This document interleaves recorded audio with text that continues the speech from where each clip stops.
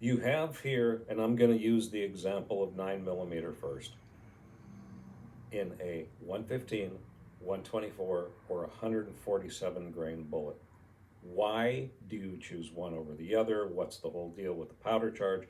Well, you'd think if you're shooting a heavier bullet, you need more powder to push it faster. Let's talk about that. You have to load this to a specific overall length in order for it to feed up through the magazine to go into the chamber and have the gun lock up. So you have to maintain the same overall length. If you have a lighter bullet, a 115 grain, okay, so the seating depth with the base of the projectile, let's say it's right there. 124 grain bullet's going to be slightly heavier, so it's going to take up a little more space inside the casing. 147 grain, heavier still, longer still, so it takes up yet more room inside the casing. So as you take up space inside the casing, there is less room for gunpowder. Heavier bullets are going to leave the muzzle at a lower muzzle velocity. Lighter bullets, you can push faster out of the muzzle.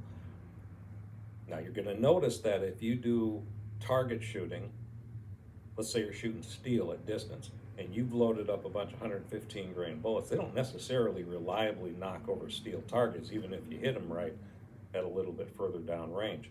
So you know what, in that instance, maybe we want the massive 147 grain bullet that's more reliable at knocking over steel at a little bit further distance. If you work for Uncle Sam and you were given an M9 and you shoot 124 grain projectiles, well, it's just what you're used to. You may go and get more 124s just because that's what you're accustomed to.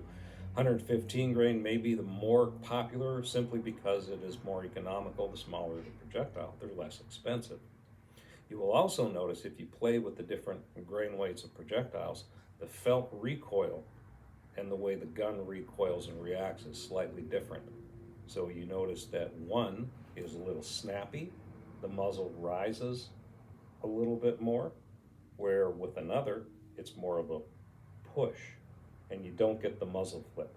So if you're trying to shoot steel and you're moving rapidly on targets, bam, bam, bam, bam, as opposed to bang, rise, down, over, bang, rise, down, over. You get the idea. Works the same way with 45 ACP, any cartridge really, in an autoloader, whether it's 230, 200, 185 grain bullet. I'm simply using silver here by way of examples. We got a werewolf problem here in Southern California, so we use a lot of silver bullets around here. But anyway, you get the idea. Play with the different grain weights and you're going to see all these subtle differences with all of the options that you have available to you when you're reloading your own.